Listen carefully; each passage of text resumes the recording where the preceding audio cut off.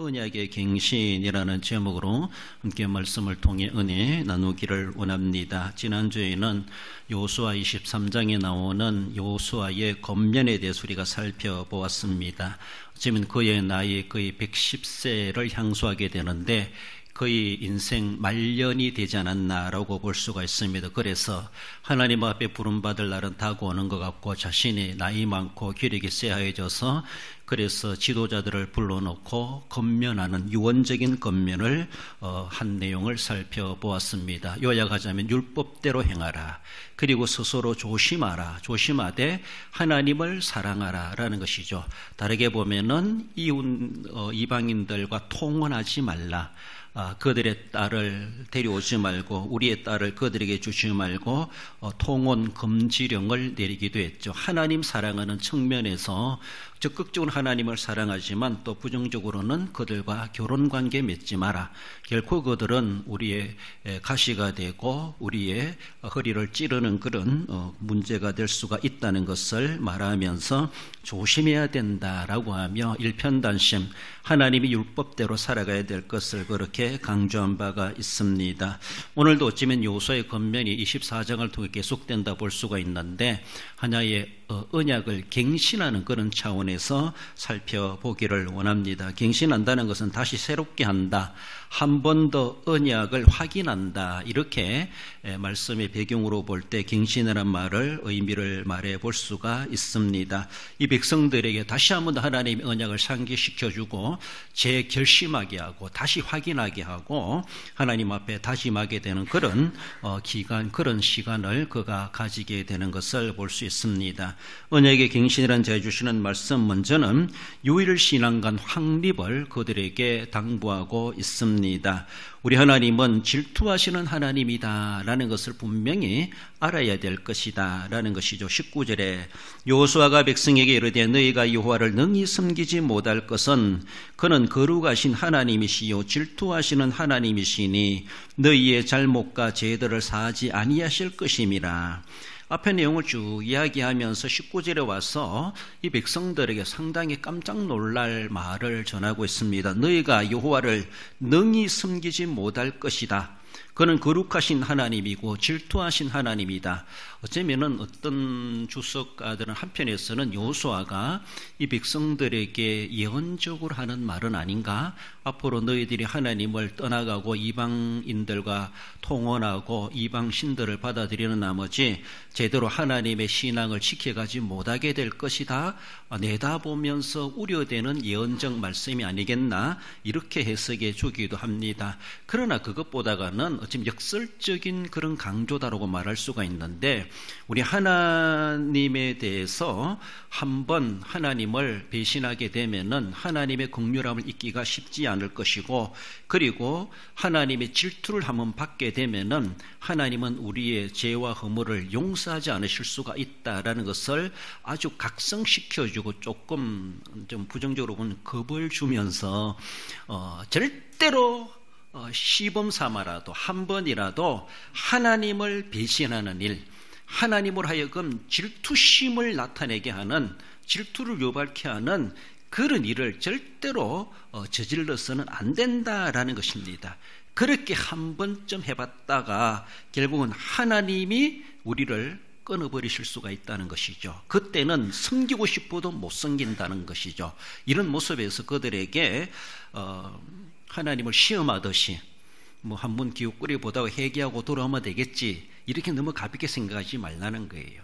한 번 넘어지면은 영원히 넘어지고 다시 회복할 수 없는 그런 기회도 그 기회가 주어지지 않을 것이다. 이런 모습에서 하나님을 절대로 한 번이라도 또 가볍게 여기는 나머지 하나님의 말씀을 그렇게 가볍게 여기지 말고 하나님을 떠나가지 않도록 유념하면서 절대로 하나님을 질투하게 만들어서는 안 된다라고 하는 것을 경각심을 심어주는 그런 모습, 더 나아가서는 그들로 하여금 다시 하나님에 대한 철저한 각오를 다짐하게 하는 그런 말씀으로 주신다 이렇게 볼 수가 있습니다. 이전에 여호수아 23장에서 여호수아도 이제 말년이라 느끼면서 지도자들을 뽑아놓고 여호수아의 권면을 한 바가 있습니다. 그렇게 해놓고도 여호수아가 아직도 마음이 덜 놓이는 것 같아요.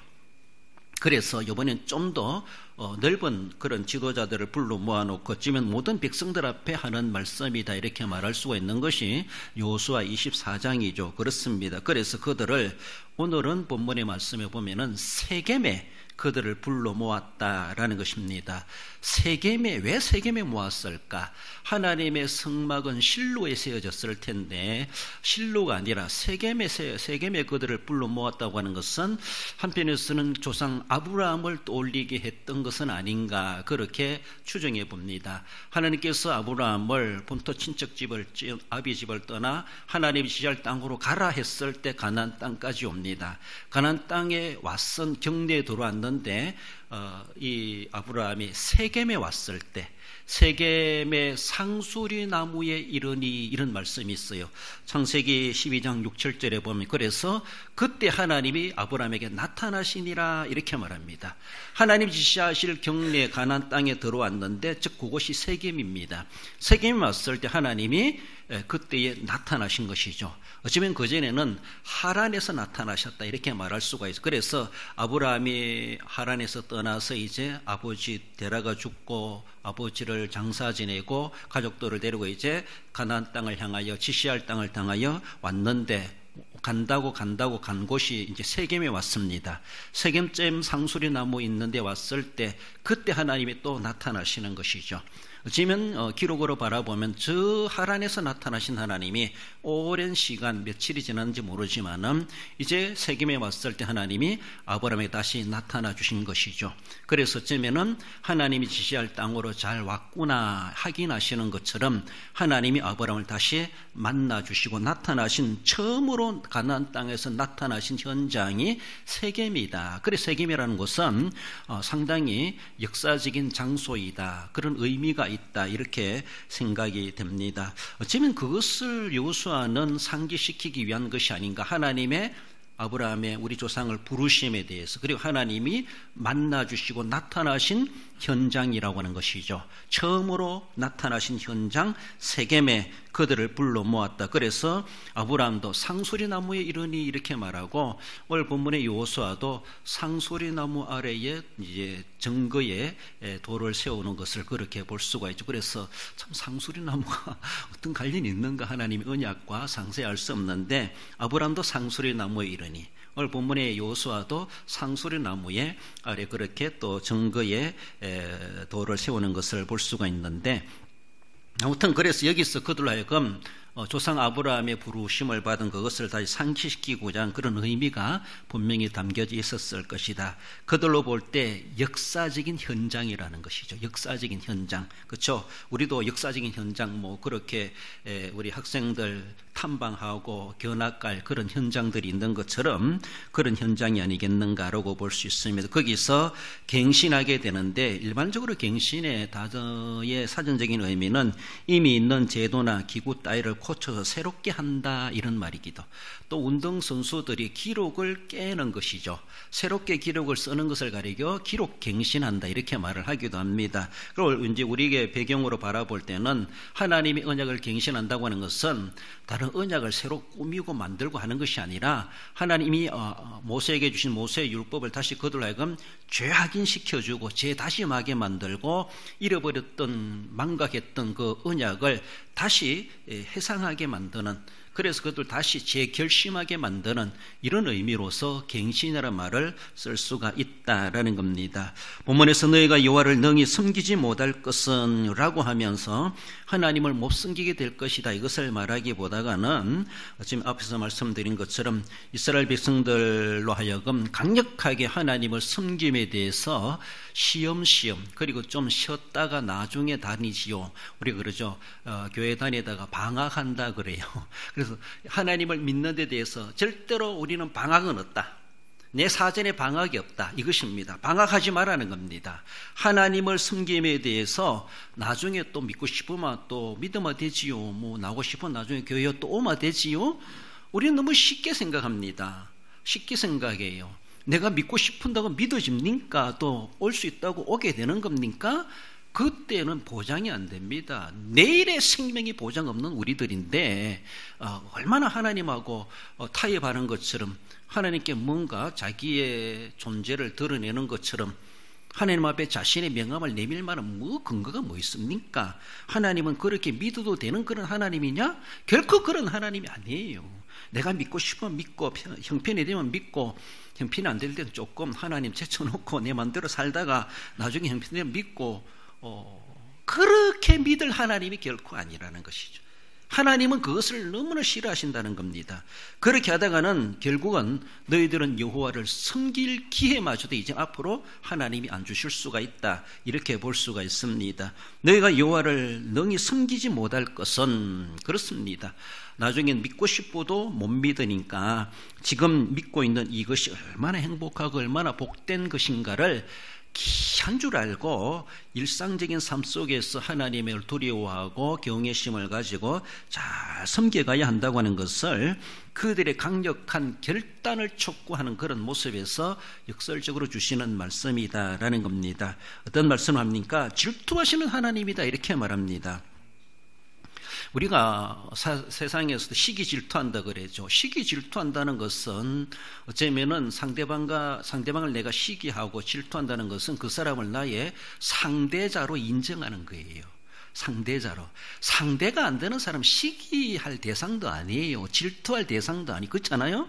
그 사람의 존재를 내가 인정하니까 시기심이 생기고 질투심이 생기는 거예요. 그러나 우리 하나님에 대해서 하나님과 동등시 나가지고 하나님이 질투하도록 만드는 그런 어떤 대상을 우리가 왜 만드느냐는 것이죠. 하나님은 정말로 독보적인 하나님이십니다. 어떤 우상이나 어떤 신을 하나님과 동등시 해가지고 하나님으로 하여금 거룩한 분노를 바라게 하는 것이 질투란 말을 하거든요. 하나님 거룩한 분노를, 하나님을 분노케 만드는 것. 하나님이 얼마나 마음이 상하겠습니까? 하나님이 어떤 분이신가 제대로 알지도 못하고 우상을 가지고 와가지고 하나님처럼 여긴다는 것이죠. 이러니까 하나님이 질투한다는 거예요. 하나님에 대해서 하나님을 질투하게 만드는 그 자체가 하나님을 아주 가볍게 여기는 거예요. 우상처럼 똑같이 보는 거예요. 잡신처럼 똑같이 보는 거예요. 그것이 얼마나 하나님을 자존심 상하게 만드는 겁니까? 그래서 다른 신을 절대 허락하지 않으시는 하나님이시라고 하는 것을 질투하시는 하나님이시다, 그렇게 말씀합니다. 신명기 6장 15절에서도 너희 중에 계신 너희의 하나님 여호와는 질투하시는 하나님이신즉 너희의 하나님 여호와께서 내게 진노하사 너를 지면에서 멸절시키실까 두려워하노라. 모세가 마지막으로 설교하는 그런 내용 중에 하나이죠. 가나안 땅에 들어가거든 절대로 하나님을 질투나게 만들지 마라.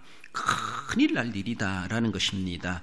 그러므로 이렇게 모세도 신신당부하고 이제 여호수아도 백성들에게 신당부하는데, 우리가 알고 있는 것처럼 사사시대 가보면 엎치락뒤치락 통원하지 말라 했는데 또 통원하게 되고, 우상 받아들이지 말라 우상 받아들이고, 그러다가 깨지고 또 회개하고 또 하나님이 또 사사를 베풀어서 사사를 세워서 또 도와주시고, 이렇게 가는 그런 모습들. 모세도 여호수아도 이런 훌륭한 지도자를 그렇게도 유언적으로 남겨줬음에도 불구하고 왜 시간이 지나고 나면은 언제 있었느냐는 식으로 다 까마득하게 잊어버리고, 사람들은 이제 하나님의 절대 진리에 대해서 하나님의 거룩한 분노를 바라게 하는가, 진리를 지켜가지 못함으로 우린 그만큼 참 간사하기 짝이 없어요. 그렇게 믿으면 좋은 줄 알았는데 환경과 상황이 탁 바뀌니까 언제 그러느냐는 식으로, 그래요. 참 이해될 수 없는 그런 모습이 평생 목회하고 목사님들도 그래요. 평생 신앙생활했던 중직자들, 그렇게 중직의 사명을 가지고 교회의 책임자처럼 그렇게 섬겨왔던 목회자나 중직자들도 말년에 보면은 사실 그래 조금 이래 치밀기가 있어가지고 란다면 조금 이해가 되는데, 정신은 말짱하면서도 속된 말로 치매는 안 걸렸으면서도 교회에 대해서 반감을 사고 말년에 자신의 신앙을 아주 지켜가지 못하고 신앙적으로 너무나 추한 모습을 보이는 것. 옛날에 그분이 그분인가? 의아해할 정도로. 여러분들 그런 사람들 종종 보지 않습니까? 목회자들이 참 책임이 큰 것 같아요. 그래서 너무 믿음 좋은 줄만 알았는데 막상 환경이 어렵다 보니까 그 믿음이 이제 진짜 드러나는가 싶은 그런 생각이 들어요. 그동안은 너무나 우리가 거룩하게 쏟고 살아왔는가? 거룩한 속임수였는가? 이런 생각이 들어요. 그래서 섬겨왔던 그것이 지난 날들에 그렇게 충성했던 것이 지금 저 모습 보면 도저히 이해가 안 돼요. 뭔가 안 맞아요. 그렇잖아요. 그렇게 믿음 좋고 충성스럽게 해왔던 사람이라면은, 그리고 은퇴하고 말년이 되고 나이가 들었다 할지라도 그래도 그 신앙의 영성과 영적 감각이라든가 또 후진들에게 본을 보이는 거라든가, 체력은 안 돼도 몸은 잘 안 돼도 그래도 영적인 그런 영향력, 그분이 그저 와 앉아 계심만 해도, 그저 자리만 지키기만 해도 그만큼 힘이 된다라고 하는 것처럼 그런 모습이 영향력이 돼야 되는데, 점점 하향길, 정말로 너무나도 실망스러울 정도로 그렇게 되어가는 모습은 웬일인가? 옛날에 그 신앙은 진짜가 아니었나? 의혹이 될 만큼 그런 일들이, 그런 모습들이 없잖아 있다라는 것이죠. 여러분들, 남의 이야기가 아니에요. 나는 앞으로 10년, 20년 후 어떤 모습일까 한번 생각해 보세요. 정말로 신체적으로 뭐 병이 있다든가 또 치매기가 있다든가 그러면 좀 헛소리도 할 수 있겠죠. 그러는 거 어느 정도 조금 이해는 됩니다. 그런 것들은 제정신이 아니니까. 그러나 정신 말짱하면서도 정말 저 사람이 정신이 이상해서 그런가? 이렇게 할 정도로 그런 생각이 들기도 하는 실망스러운 그런 모습이 없잖아 있기도 합니다. 오늘 본문에서도 모세도 여호수아도 이렇게 그렇게 당부했음에도 불구하고 우리가 잘 아는 것처럼 사사시대 가면은 이렇게 하나님을 쏙썩이 만드는 얼마나 일들이 많이 벌어지는지 너무나 간사한 우리의 밑바닥이 드러나는 것이 아니었나라고 볼 수가 있습니다. 하나님께만 돌려야 될 고유한 찬양과 하나님께 영광을 돌려야 될 오직 하나님만이 대상이어야 되는데, 그 찬양과 영광을 엉뚱한 것을 대상으로 삼고 거기에다가 빌고 찬양하고 하나님께 영광을 거르쳐가지고 다른 대상에게 돌렸을 때 하나님은 거룩한 분노를 발휘한다는 것이죠. 그것이 하나님의 질투심입니다. 하나님을 질투나게 만들면요, 하나님의 질투를 그 누가 꺾어줄 사람, 막아줄 사람 아무도 없습니다. 아무도 없어요. 하나님 좀 참으세요. 누가 그 말 할 수 있겠습니까? 하나님은 사랑하는 백성들이 우상숭배한다거나 그 마음이 다른 대상에 쏠리는 것을 하나님은 두고 못 봅니다. 왜냐하면은 그러게 되면은 하나님은 자기가 사랑했던 백성이랄지라도 그를 멸망시켜야 되기 때문에 하나님은 그냥 두고 못 보십니다. 그래, 너 믿고 싶은 대로 가봐라. 내가 너 멸망시킬 것이다. 하나님 멸망하기를 좋아하지 않으십니다. 그러니까 우리를 너무 자유의지 주신 것 가지고 막 우리 마음대로 하면 안 된다는 것이죠. 때론 자신의 자유를 억압해 가면서라도 다른 데 눈 돌리고 싶은 것들을 억압해야 되죠. 자기를 절제하고 복종시켜야 되죠. 그렇게 가다가는 결국은 하나님께 버림을 당하고 하나님의 질투의 대상이 되면은 하나님이 멸절시킬까 두려워하노라. 모세가 신명기 6장에서 말하지 않습니까? 하나님은 그렇게 하신다는 겁니다. 그러니까 하나님은 멸절시키고 싶지 않기 때문에 질투하십니다. 빨리 돌아오너라, 빨리 돌아오너라.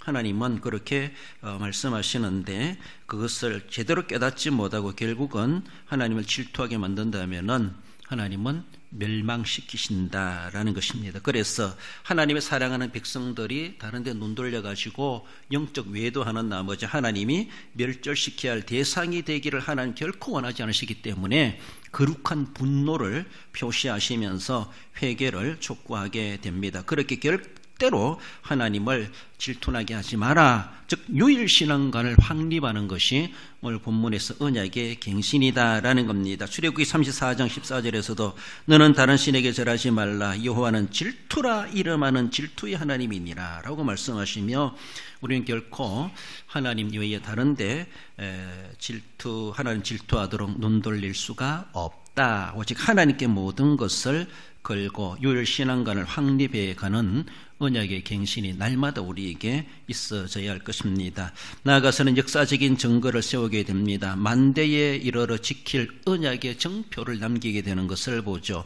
26절에 여호수아가 이 모든 말씀을 하나님이 율법책에 기록하고 큰 돌을 가져다가 거기 여호와의 성소 곁에 있는 상수리 나무 아래에 세우고, 이제 19절부터 이렇게 많이 차차 하니까 백성들이 우리도 하나님만 섬기겠습니다. 당신이 그렇게 강조하는 것처럼 우리가 딴 데 눈 돌리지 아니하고 하나님을 질투나게 하지 아니하고 당신의 당부대로 우리도 그렇게 하겠습니다 결단을 하고, 그래서 26절의 말씀이 나오는 거예요.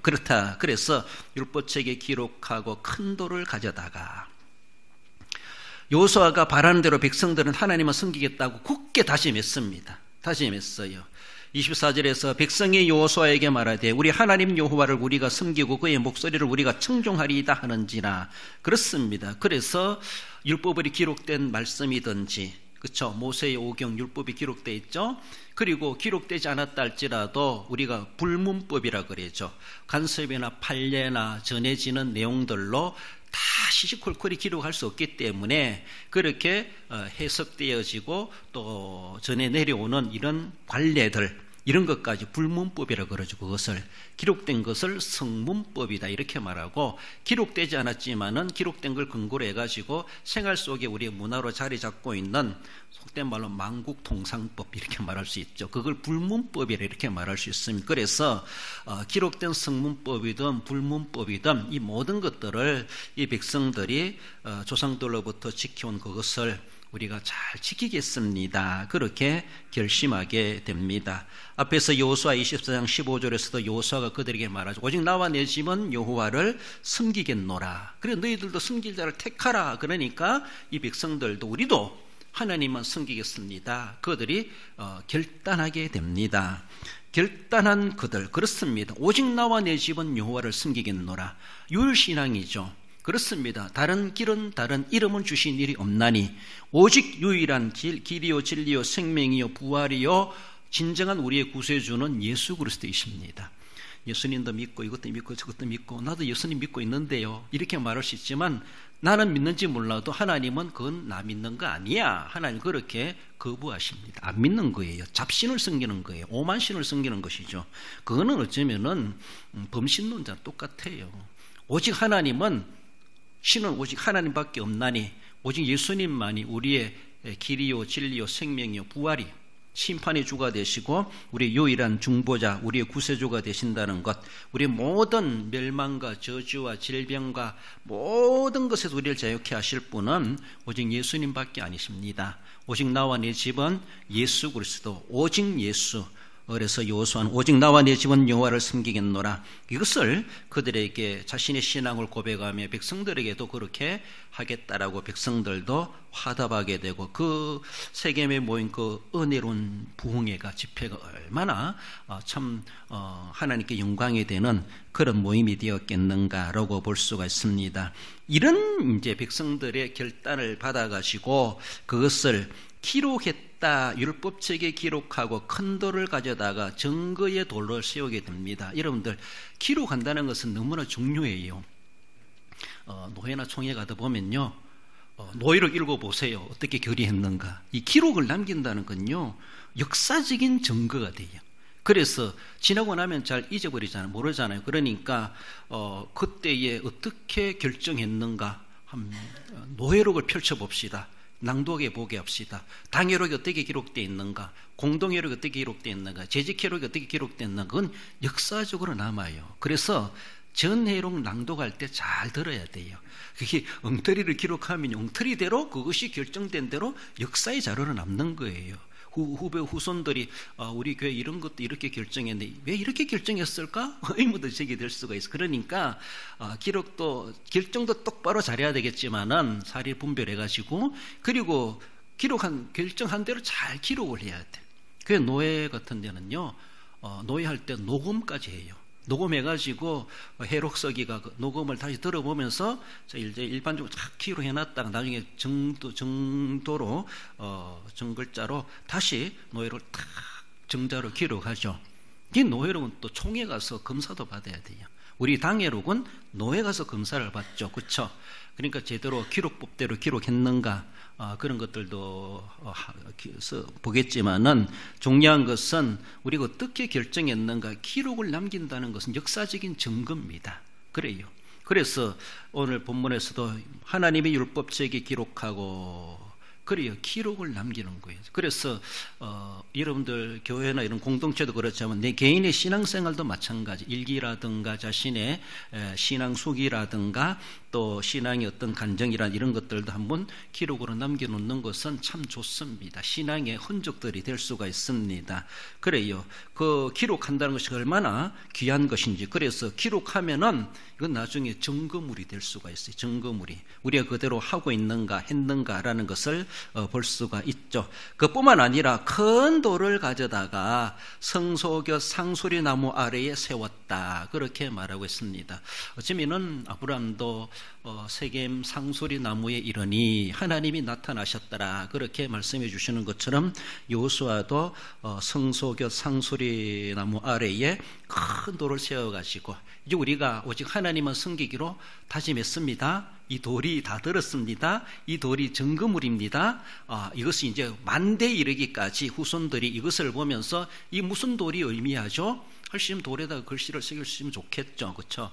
뭐 강개토항비 막 글이 막 써 있는 것처럼 쓸 수만 좋겠지만 그렇게 했는지 모르지만 아무튼 증거의 돌을 세웁니다. 그래서 우리들만이 아니라 우리 후손들까지도 이 증거물을 보면서 이것이 무슨 의미하는 것인지 왜 있어야 되는 것인지 이런 것들에 대해서 교육이 되도록 만대에 이르러 지킬 언약의 증표로서 증거물로 세우게 되었다라고 하는 것을 볼 수가 있습니다. 이런 증거물을 세운다는 것은 당대에 어쩌면은 그런 건동 지방의 사람들의 하나의 그들의 모든 삶의 문화가 아니겠나 그런 생각을 해봐요. 꼭 그런 것만이 아니죠. 아브라함은 가는 곳마다 제단을 쌓았다 그렇게 말해요. 그래요. 그리고 이삭은 우물을 팠다 그렇게 말합니다. 그렇죠? 야곱도 베델에서 돌베개를 세워놓고 이곳은 하나님의 성전이요 베토엘 하나님의 집이라 루스인데 자기가 이름까지 정하면서 예산집에 갔다가 잘 돌아오게 하시면 이렇게 하나님 앞에 선도하는 것을 볼 수가 있죠. 그래 야곱도 우물을 파고 뭐 그렇게 야곱의 우물에 대한 말도 하는데 여호수아도 이스라엘 백성들을 이끌고 요단강을 건너왔을 때에 요단강물이 갈라지잖아요. 제사장들이 들어서니까. 그래서 요단강 바닥에 있는 돌 12개를 주워오게 해가지고 길갈에다가 12도의 돌을 쌓아놓죠. 하나님 우리를 요단강을 마른 땅 건너게 하셨다 라는 하나의 증거로서의 12개의 돌을 12지파를 상징하는 돌을 가지고 와가지고 길갈에 세우게 했다. 그래서 후손들로 하여금 이 돌무더기가 무엇이냐라고 하는 것을 후손들에게 하나의 교육으로 남기게 되었던 것을 볼 수가 있죠. 아무튼 이렇게 성경에 보면 그런 증거들을 세우고 그리고 후손들에게까지 교육의 현장이 되고 교육의 그런 도구가 되게 했던 것을 우리는 볼 수가 있습니다. 여러분들은 지금까지 수십 년간 신앙생활 하시면서 내가 믿음생활 해온 것, 교회생활 해온 것 뭐 어떤 증거들이 있나요? 할 수 있으면 우리 교회도 행사할 때마다 전 사진 찍어가지고 카페에 올려놓고 나중에라도 보시라고 그렇게 하게도 우리도 뭐 116주년 하면 책도도 발행해가지고 우리도 보고 또 그렇게 해놓으면 역사적인 자료가 되기 때문에 후손들에게도 남기는 유산, 유물이 되기도 하죠. 그렇습니다. 공동체, 교회적인 모습에도 그런 것도 필요하겠지만은 또 이런 개인, 가정적인 모습, 내 개인의 신앙의 여정 가운데 뭐 여러분들 설교록을 남기는 것도 괜찮고 성경 필사도 괜찮고 또 여러분들이 기도문들 우리 장로들 같으면은 매주마다 내가 기도했던 것들을 차곡차곡 모아놓으면 하나의 책이 될 수도 있어요. 그렇잖아요. 여러분들도 매주만이 아니라 기도할 때마다 기도문들을 새롭게 작성해가지고 뭐 컴퓨터 입력한다든가 하면은 거의 수십 장 되면 묶고 나중에 책이 될 수가 있고 자기 기도문이 되기도 합니다. 우리 아버지는 우리 어머니는 이렇게 기도해왔구나. 그런 것들 공식적인 대표 기도하는 그런 모습들 아니라 할지라도 또 어떤 특별한 일이 있을 때마다 뭐 자녀들의 결혼이라든가 자녀들의 어떤 중요한 일이 있을 때 그것을 위해 자기가 하나님 앞에 간절히 부르시는 그런 뭐 기도하시겠지만 그걸 하나 또 글로 남겨놓으면요, 그것도 나중에 그 아이에게 선물 남기면 내가 너 그럴 때 이렇게 기도했다, 이런 내용으로 기도했다, 이런 것들 자신의 심정을 적어가지고 하나님 앞에 간절히 기도하는 자신의 신앙과 눈물이 담겨있는 그런 흔적들을 남겨두는 것도 참 필요합니다. 좋아요. 그래요. 하나의 기록물이라는 것이죠. 그래서 기념비적인 것들을 우리가 남겨가는 것도 중요해요. 그 어느 물질적인 것도 아니라 할지라도 가문의 하나의 신앙의 전통을 세워가는 것도 필요해요. 우리는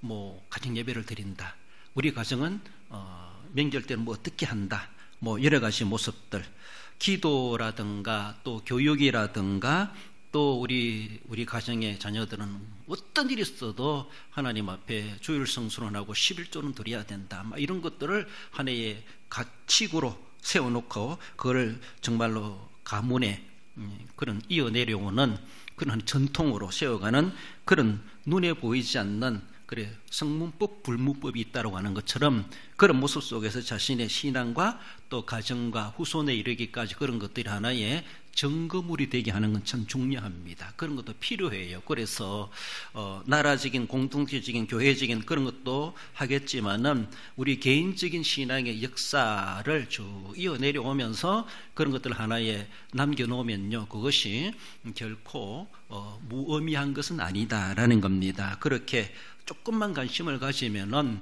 그렇게 할 수가 있어요. 그래서 남겨놓으면 참 좋습니다. 나중에 내가 지나고 나서 나도 읽어보면은 참 대견스럽기도 하고 내가 저렇게까지 됐었구나, 이런 것들이 되돌아볼 수가 있습니다. 뭐 녹음을 할 수도 있고, 그리고 사진을 찍을 수도 있고, 영상을 찍을 수도 있고, 자기의 자필로 기록으로 남겨놓을 수도 있고, 여러 가지 방법들이 오늘날에 많이 있습니다. 그렇습니다.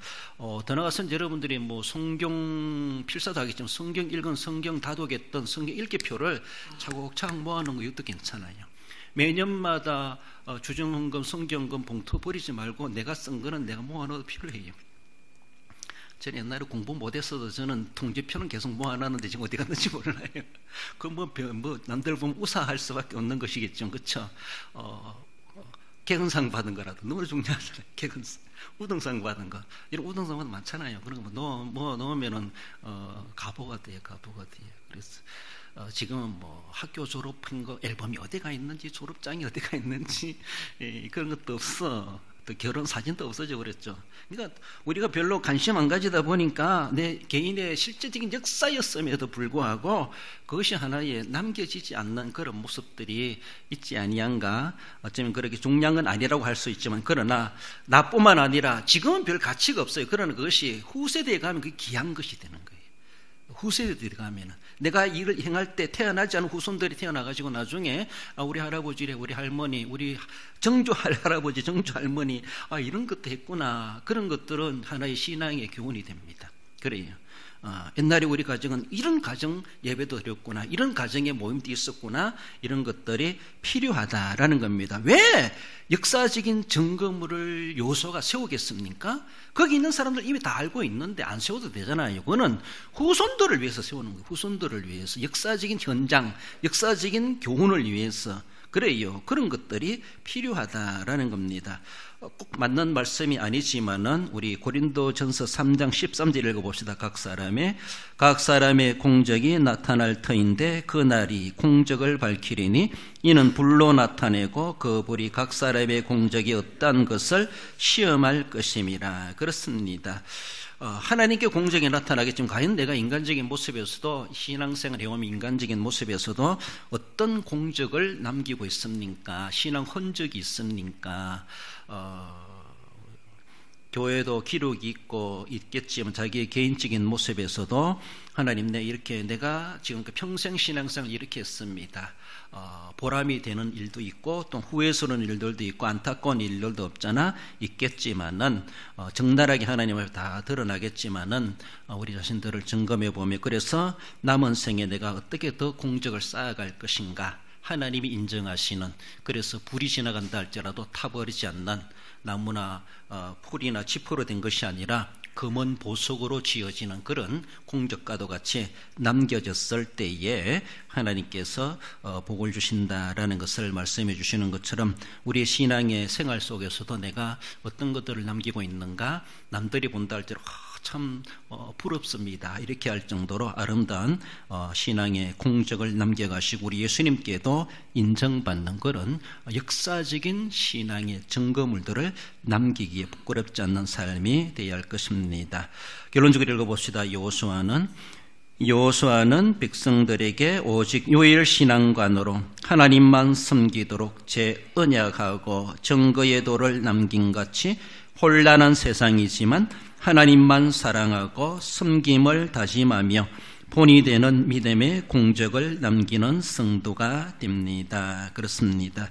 여호수아가 이 백성들에게 신신당부했던 것처럼 내가 신신당부할 내용이 무엇인가, 진짜로 하나님께 받은 말씀 그대로를 그들에게 당부하고 하나님은 섬기게 했고, 그리고 아름다운 믿음의 공적을 세우게 했던 것처럼 우리들도 본이 되는 믿음의 공적을 남기셔서 주님께도 인정받고 하늘의 상급을 소망하게 합당한 우리 모든 성도 여러분들 되시기를 주님의 이름으로 축원드립니다.